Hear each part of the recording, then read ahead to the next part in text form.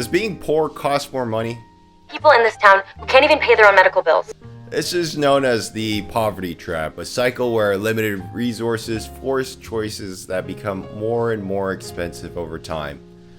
A common example, usually referred to as the Boots Theory of Socioeconomic Unfairness, was popularized by British author Terry Pratchett in his Discworld novels. Pratchett's character, Captain Samuel Vimes, observes that a wealthy person can buy durable, high-quality boots that last for years and years, while the poor person must repeatedly buy cheaper boots that wear out quickly, costing far more in the long run. This theory underscores the essence of the poverty trap, when poverty itself drives higher costs in the long run. I'm not great at close readings, but I think the moral is to buy some really nice boots. I'm her only hope. A modern example of the poverty trap lies in the reliance on low-quality goods from industrialized manufacturing across the world. Individuals with limited income often purchase inexpensive items because they can't afford the costs of high-quality goods up front. For example, someone earning minimum wage might be limited to purchasing cheap shoes from stores like Walmart or ordering it online from Alibaba, and it only lasts a couple of months. In contrast, a pair of Jordans or New Balances might cost more up front, but it could last many years later.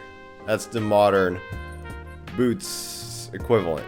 I don't know if that's a good example. Awful person. This results in a paradox where low-income individuals spend more in the long term because they lack the resources for quality investments. In 2021, a study from Brookings Institution found that low-income households spent approximately 10 to 15% more on basic goods due to this phenomenon, highlighting how a cycle perpetuates poverty. Can you trickle down some of that wealth to me yet? Many low-income families rely on convenience stores or dollar stores where the cost per unit of food and toiletries can be significantly higher than bulk stores like Costco. Bulk purchases require upfront investments and storage space, which are often out of reach for those living paycheck to paycheck. According to a 2019 study by the USDA, families who can buy groceries in bulks spend up to 25% less annually on average. Throwing money away on bejeweled eggs like we're a family of Russian oligarchs. Without access to bulk discounts, low-income households end up paying a poverty premium on groceries and essential items, and this increases financial strain and reinforces this cycle of poverty. There's another deeper insidious part of this where income affects access to nutritious food, and as healthier options tend to cost more than, say, processed, calorie-dense foods, it can lead to negative health outcomes, which can equally be expensive. Be, hopefully, a better version of myself. A study by the Harvard Public Health School in 2022 found that eating nutritious diets costs more than $550 annually per person than lower nutritious diets. It's really significant for, say, low-income families. Again, as people in poverty are more likely to face diet-related health issues like obesity, diabetes, and heart disease, it leads to higher and higher medical expenses. This dietary disparity highlights a recurring theme of the cycle of poverty. Short-term savings on cheaper food choices can lead to long-term costs in health, medical bills, and loss of income due to illness, and just general quality of life. And if you think a lower-class lifestyle is how you started from the bottom, then banking fees are another burden that disproportionately affects low-income people. Many banks impose monthly maintenance fees on accounts below minimum balances, and it penalizes individuals who live paycheck to paycheck. A 2023 study from the Federal Reserve showed that 29% of Americans experience overdraft fees each year, with low-income households more likely to incur multiple fees a year. When an account falls below zero, NSF or insufficient funds, fees up to, say, $45 can apply, followed by an additional fee from the creditor trying to collect the payment. An account might accumulate $70 or more in fees on a single missed payment, adding to further financial strain when you have no money. It's all blood money anyway. These charges, they eat at funds that could otherwise go to cover essential costs like groceries or transportation, and it underscores how the financial system penalizes those with the least means.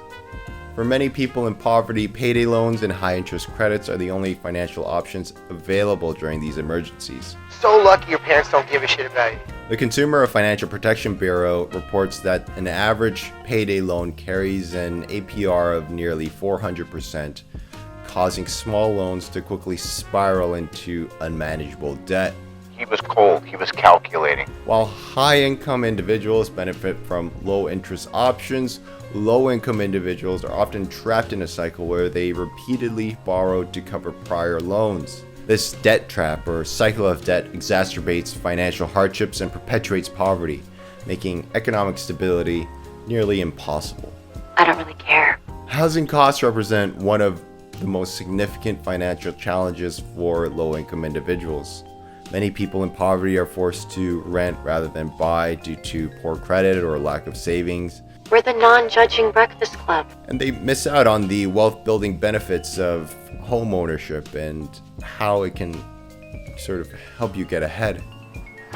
According to the Urban Institute, renters who were able to buy homes experienced a 28% increase in net worth within the decade, while renters only saw a 4% increase.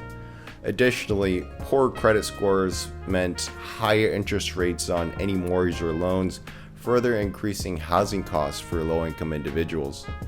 So, while homeownership builds wealth over time, low-income individuals face barriers to these financial gains, further reinforcing economic inequality.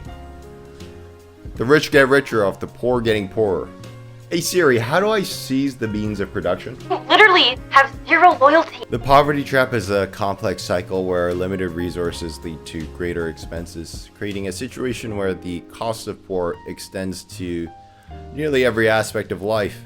The Boots theory by Terry Pratchett serves as an apt metaphor for this cycle. Well, it's not all about you. The inability to invest in quality ultimately leads to higher costs over time, and a reality that only with those with financial means can circumvent this trap. And dropped out. We need to break this cycle of poverty through more affordable financial services, equitable food access, and policies that promote wealth building for the disadvantaged. Welcome to late stage capitalism. There is no exit. On fait c'est les autres. I win. Without such reforms, the financially disadvantaged will continue to face a reality where their limited means only serves to deepen their expenses, perpetuating poverty across generations. Daddy. Stories stay the same through the money and the fame.